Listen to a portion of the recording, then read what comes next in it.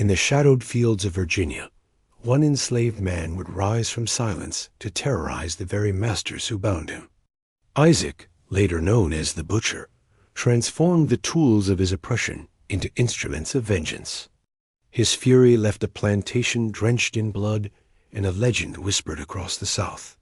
Was he a monster, or a man pushed beyond the breaking point? Before we dive in, make sure to like, share, and subscribe. And don't forget to hit the bell icon so you never miss a chilling story from the past. Virginia, early 1800s. A land of sprawling plantations and endless fields where wealth was measured in human lives. Here, the enslaved worked from dawn to dusk, under the ever-watchful eyes of overseers whose whips cracked like thunder across the cotton rows. Families were torn apart. Fathers sold, mothers enslaved, children ripped from their parents' arms. Life was a constant cycle of fear, labor, and survival. This was a world designed to break men and women, a world where obedience was demanded and rebellion met with brutal consequences. Punishments were public, cruel, and designed to instill terror. Standing in the sun for hours, lashes on bare backs, chains rattling as a constant reminder of bondage. Slaves learned quickly resistance meant death. Even whispers of dissent were enough to spark terror in the hearts of the masters. Yet the human spirit refused to die quietly. Across Virginia, and the South in general, stories circulated of defiance and all acts of resistance that flickered like candlelight in the darkness. Nat Turner's revolt had already shaken the region, a stark reminder that even the chains of centuries could not fully contain a man's rage or desire for freedom. Other minor uprisings and secret escapes, though less known, were whispered about in the quarters at night. A stolen loaf of bread, a sabotaged tool, a late-night journey to the woods. These acts built a fragile web of hope, showing that rebellion was possible, even under the most brutal oppression. On one of these Virginia plantations lived Isaac, a man enslaved, but not broken. Known among his fellow slaves for his quiet cunning, he carried the daily weight of fear, oppression, and rage. While he performed the grueling labor demanded of him, he also observed the routines of his masters, the weaknesses of their overseers, the patterns in the household. Every glance, every gesture was stored in memory, waiting for the moment when patience and fury might collide. Isaac's role on the plantation was as a butcher, a trade forced upon him, yet one that gave him access to tools others feared. Knives, cleavers, and the skills to wield them with deadly precision became his daily burden. He slaughtered animals for his masters, feeding the wealth of the plantation while silently watching the cruelty around him. In those moments, he saw the same eyes of terror in the livestock that he and his fellow slaves carried, an unsettling mirror of his own existence. But the plantation wasn't isolated. News traveled slowly but surely. A rebellion in a neighboring county, a violent confrontation, a master killed or threatened. Each story, often exaggerated in retelling, fanned the flames of tension. Masters tightened their grip, fearing that the next uprising might be closer than anyone dared imagine. The enslaved, in turn, whispered about possibilities. That one day, someone might rise and strike back, not with words, but with actions that would shake the very foundations of their oppressor's world. This was the environment into which Isaac's fury would soon be unleashed. The chains of the South were not merely physical, they were psychological, emotional, and deeply ingrained in every daily interaction. Yet even in such darkness, embers of resistance glowed. And for Isaac, those embers were about to ignite a fire that would be remembered for generations. He was a man pushed to the edge, a man whose hands knew both labor and death, whose mind calculated, and whose heart burned with vengeance. The stage was set for a rebellion unlike any Virginia had ever seen. Isaac was born into bondage on a sprawling Virginia plantation, where the horizon seemed endless and the chains invisible yet unyielding. From a young age, he learned the rhythm of oppression, the crack of the overseer's whip, the stench of fear in the quarters, and the quiet resignation that came with knowing one's life was not one's own. Even as a child, Isaac understood that survival meant obedience, but his mind refused to be tamed. His parents were gentle souls, resilient in ways that made them both fragile and strong. His father labored in the fields, sunup to sundown, muscles worn, yet spirit intact, while his mother worked in the big house, attending to the needs of the masters with a grace born of necessity. Isaac watched them, learning to mask pain with obedience, to hide rage behind a calm expression, and to survive through cunning and silence. Their whispered lessons of endurance became the blueprint for his later rebellion. By adolescence, Isaac had been assigned the role of butcher. It was a trade imposed upon him, yet one in which he displayed exceptional skill. Day after day, he slaughtered animals for the master's profit, pigs, cattle, and chickens all lifeless under his precise hands. Every cut, every swing of the cleaver became second nature. But the work left scars not on his body, but on his mind. He saw the terror in the eyes of the animals, a reflection of his own trapped soul. And slowly, an idea began to take root. What if those skills, honed under oppression, could be turned outward, not on the innocent, but on those who perpetuated the suffering?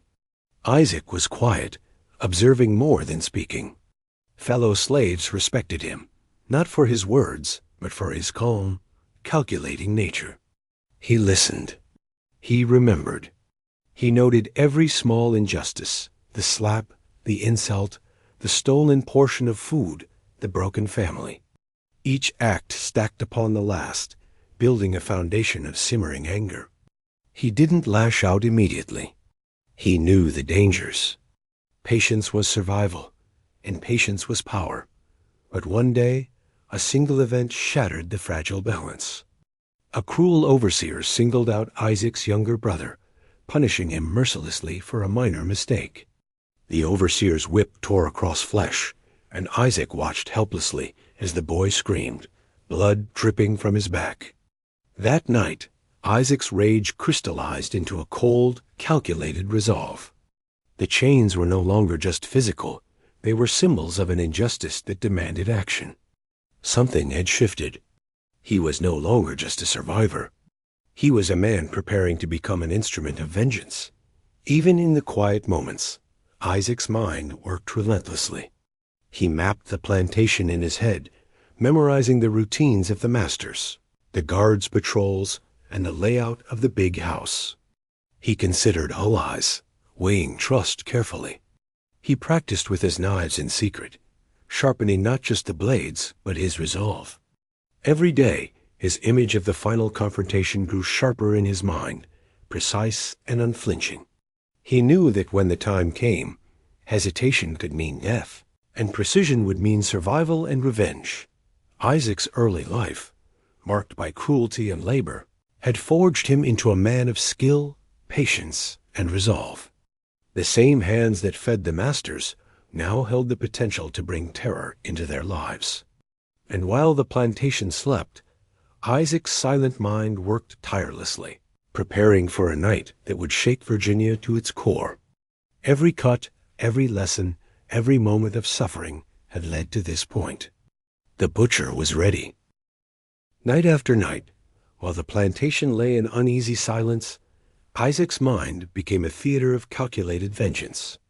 He no longer moved merely as a slave performing his duties. He moved as a man sharpening not only his knives, but his resolve. Every creak of the floorboards, every flicker of candlelight became part of his surveillance, part of the map of opportunity he had etched in memory. He observed the routines of the masters with an almost obsessive precision. Which doors creaked the most, which servants moved quietly, which windows were left unlocked. Every small detail mattered. Even the placement of the guards, their shift changes, and the predictable rituals of the overseers became critical to the plan. Isaac realized that opportunity was not given, it was taken. And preparation was everything that his skills as a butcher, once a tool of oppression, became the instruments of his strategy. Knives, cleavers, and other cutting tools were hidden carefully, concealed under straw or within sacks, sharpened in secret. He practiced silently in the shadows, mimicking the motions that would later save him or deliver deadly precision. Each swing, each slice, each calculated movement in the quiet of night was rehearsal for what was to come. There was no rush, no impulse, only patience, honed to a blade's edge. Isaac considered allies, but trust was rare. Among the enslaved, whispers of his plan began cautiously, shared with only a few confidants who understood the stakes. They were terrified, yet intrigued, sensing that the seed of rebellion was taking root in a way no one had dared before. Others were skeptical, afraid that any hint of insurrection would be met with swift and violent reprisal. For Isaac, secrecy was paramount. Betrayal could not be allowed. The success of his plan depended on solitude as much as on skill. Preparation was not only physical, but mental. Isaac rehearsed every scenario, anticipating guards' reactions, the master's panic, and the inevitable chaos of a night where blood would flow. He considered the consequences, but refused to be paralyzed by them. Survival and vengeance were entwined. Hesitation could cost both. Every night, he reviewed the layout of the plantation in his mind, imagining the path from the quarters to the big house, every hallway, every stair, every doorway. He became a shadow in the dark, merging with the night itself. The cruelty he had endured, particularly the beating of his younger brother, remained fresh in his mind. That image fueled his resolve, sharpening his focus like the very blades he prepared. Isaac understood that rage alone would not suffice. Precision, timing, and strategy were the true weapons of the oppressed striking back. Every small injustice, the insults, the stolen food, the relentless labor had become bricks in the foundation of his meticulous plan. Over weeks and months, Isaac transformed from a silent, observant slave into a man ready for decisive action. The lines between survival and revenge blurred. Every action, no matter how small, was part of the larger design. He was patient, knowing the night would come when the culmination of his planning could no longer be delayed. The shadows were his allies, silence his cloak, and the tools of his daily labor had become the instruments of justice.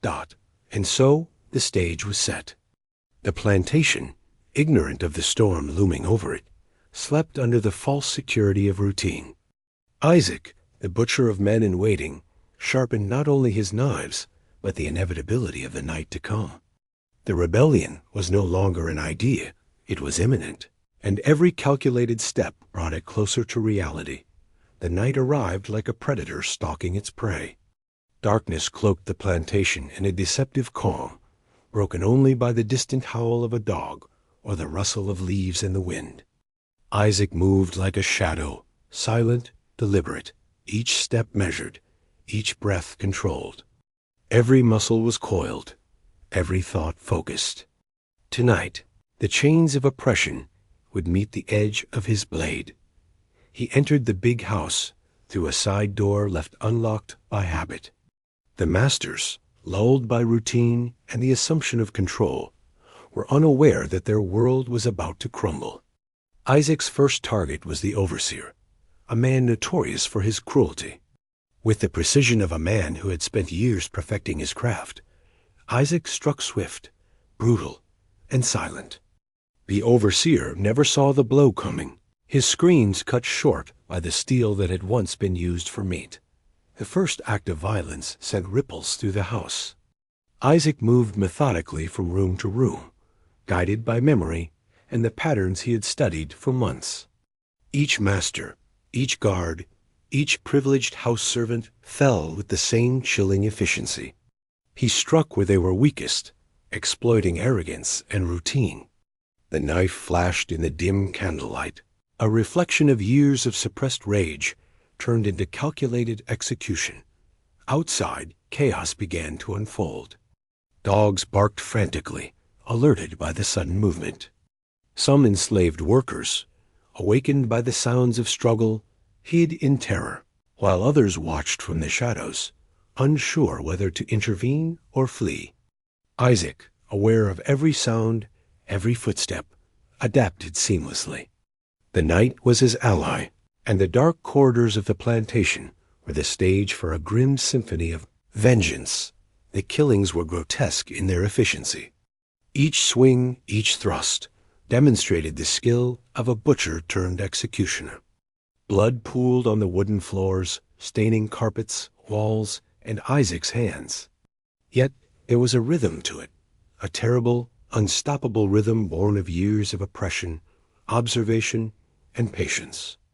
The masters, who had inflicted pain without thought, now experienced fear, helplessness, and finally, death at the hands of the one they had underestimated. Some slaves, witnessing the carnage from hiding places, felt conflicting emotions. Horror mingled with awe. Isaac's fury, terrifying yet methodical, inspired whispers of liberation and revenge. For them, he was no longer merely a man. He was a symbol of force, capable of defying centuries of oppression in a single night. Fear and fascination intertwined as the legend of the butcher began to take shape, whispered through the corridors even as the killings continued. Isaac's approach was surgical. He targeted those who had inflicted the greatest pain first, those whose cruelty had lingered in memory long after the lash had been delivered. The methods of a skilled butcher turned deadly in a human theater of vengeance. He struck, paused, observed the results, and moved on.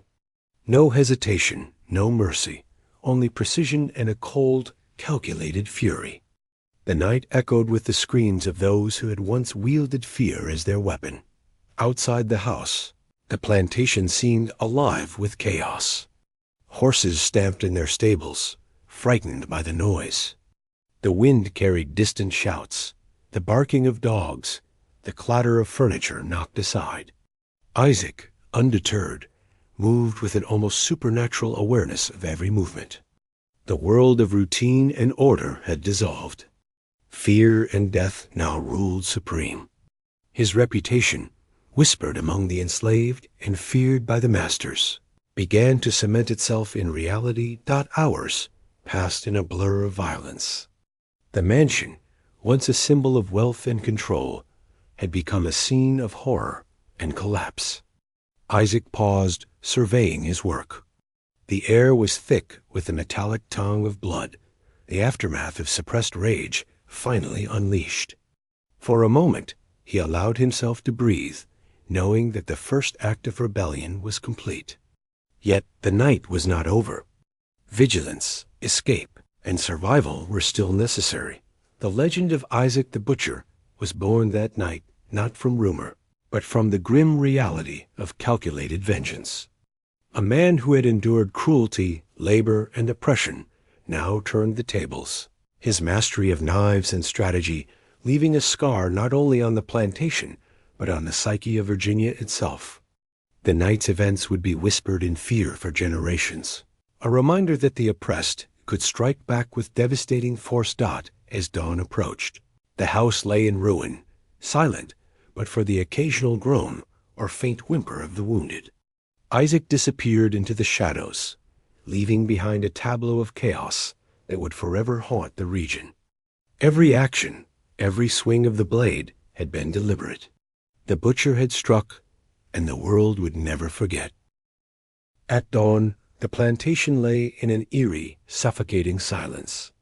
The chaos of the night had vanished, leaving only the scent of blood and the weight of fear. The grand house, once a symbol of wealth and control, now stood as a monument to Isaac's vengeance. Broken furniture, shattered doors, and blood-stained floors told a story that words could not fully capture. Those who survived the night trembled, unsure whether to flee or mourn. Among the enslaved, reactions were as varied as the wounds inflicted. Some cowered in terror, afraid of what might come next. Others, hidden in the shadows, whispered in hushed tones of awe and relief. For the first time, many dared to imagine a world where their oppressors were not invincible. Isaac had shattered more than flesh and bone. He had shattered the illusion of power that had kept them subjugated for generations. Master's world was in upheaval. Panic spread through the surrounding plantations like wildfire. Messengers carried news of the massacre, some exaggerating details, others recounting only fragments. The legend of Isaac the Butcher began before the sun even rose. Fear became a palpable presence, infecting every household, every overseer, every man who relied on the obedience of enslaved labor. Rumors spoke of shadows moving without sound, knives glinting in the dark, and a man who struck without mercy. Nearby plantations reacted with heightened vigilance. Gates were locked, dogs patrolled with sharper focus, and armed guards patrolled the fields relentlessly. Masters, already on edge from previous rumors of rebellion, became obsessed with security. The mere possibility that another uprising could erupt at any moment haunted them.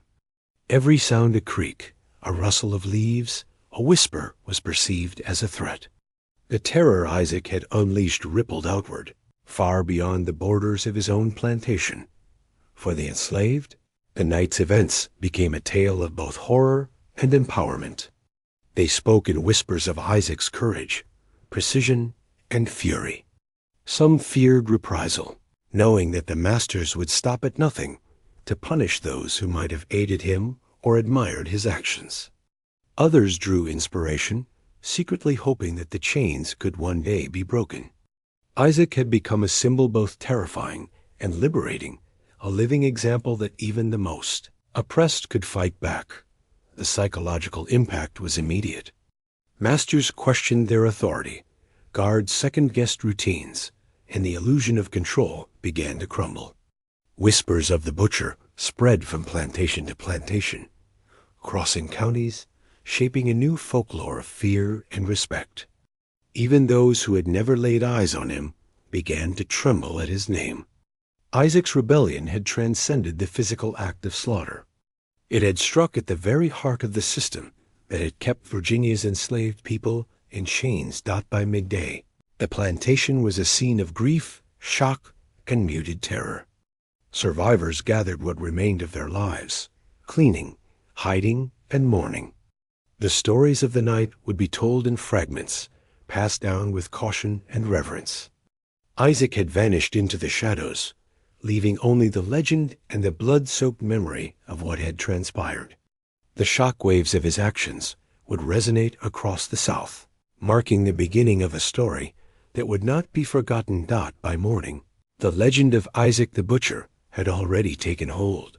News of the massacre spread faster than any messenger could ride. Masters, terrified of the audacity and precision of his attack, quickly organized posses of militias, slave catchers, and armed overseers determined to hunt him down. Bounties were set, and the man who had become a symbol of fear was now the target of every man with a gun in Virginia. Isaac, however, was no ordinary prey. He had anticipated the pursuit, and his knowledge of the land became his greatest ally. Swamps, forests, and abandoned cabins offered him cover. Creeks and ravines became escape routes. Every movement of the hunters was mirrored in his mind, every likely ambush anticipated. The shadows of the night, which had aided him during the massacre, continued to cloak him in the days that followed. The militia and catchers, armed with rifles and bound by rigid tactics, were ill-prepared for a man who knew every inch of the terrain. Isaac's movements were silent, deliberate, ghost-like. He left almost no trace, evading traps and misleading pursuers with subtle manipulations of the environment. Footprints were covered, paths doubled back, and the sound of snapping twigs often misled the hunters into chasing shadows. To them, it seemed as if he could vanish at will, becoming more legend than man, with every passing day. Fear intensified with each failed attempt to capture him. Nearby plantations tightened security, fearing the butcher might strike again. White overseers and masters began reporting sightings, some claiming to see him moving like a specter through forests or standing silently at the edge of their property. Every rumor, every exaggerated tale, fed the growing panic. Isaac had become a living nightmare, his name whispered in dread, a symbol of rebellion that could not be contained. For the enslaved, the hunt inspired awe and hope. Isaac's survival against the odds confirmed what they had long suspected. The system was not invincible. Tales spread quietly through the quarters of a man who moved unseen, outsmarting every pursuer. Children repeated the stories in whispers, while adults pondered what could be done if someone so determined could act on their own behalf. Isaac had become both a hero and a warning, depending on who told the story. As the days passed, the landscape itself became a participant in the hunt. Dense forests, muddy riverbanks, and rolling hills allowed Isaac to remain one step ahead. He scavenged for food, avoided populated areas, and used every trick he had learned from years of observation. The hunters grew frustrated, some turning violent against locals they suspected of helping him. The more they searched, the more legendary he became, a ghost moving among the living, untouchable, and relentless. By the end of the week, Isaac's reputation was untouchable. He was more than a man, he was an idea, a specter of vengeance, a symbol that even the most brutal system could be defied. Masters quarreled over strategy, militias exhausted themselves in futile searches, and the name Isaac the Butcher spread like wildfire, leaving fear in its wake. The very thought of him haunted plantation owners, shaping policies, patrols, and the psyche of the enslaved and the enslavers alike. And yet, Isaac remained unseen, a shadow moving across the Virginia countryside. Every night he observed, learned, and prepared, his mind already planning the next steps should the opportunity arise. He was no longer simply a man who had struck back. He had become a force of nature, an unstoppable echo of rebellion. The hunt would continue, but for Isaac, survival was as deliberate and precise as the vengeance that had made him a legend. Isaac's trail eventually reached its climax, though the details of his fate remain as murky as the swamps he traversed. Some say the relentless pursuit of militias and slave catchers finally cornered him, forcing a confrontation. A brutal fight ensued, and Isaac, outnumbered but unyielding, was captured. The masters, eager to send a message, executed him publicly, his body displayed to instill terror and reinforce the chains of oppression. Even in death, the butcher's presence haunted the plantation, his name whispered in fear and sorrow. Yet, other accounts tell a different story. Isaac, cunning and prepared, vanished into the wilderness, leaving no trace.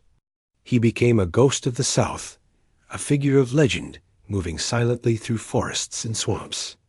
To some, he appeared briefly at the edge of a plantation, a shadow in the night, a warning to any who dared oppress another.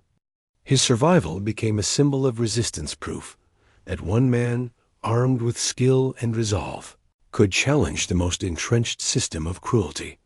Whether captured or vanished, the impact of Isaac's rebellion was undeniable. Plantation owners remained on edge, their routines disrupted, their sense of invincibility shattered. The enslaved, meanwhile, carried the memory of his actions quietly, passing stories through whispers and cautious conversations. Isaac had transcended the flesh.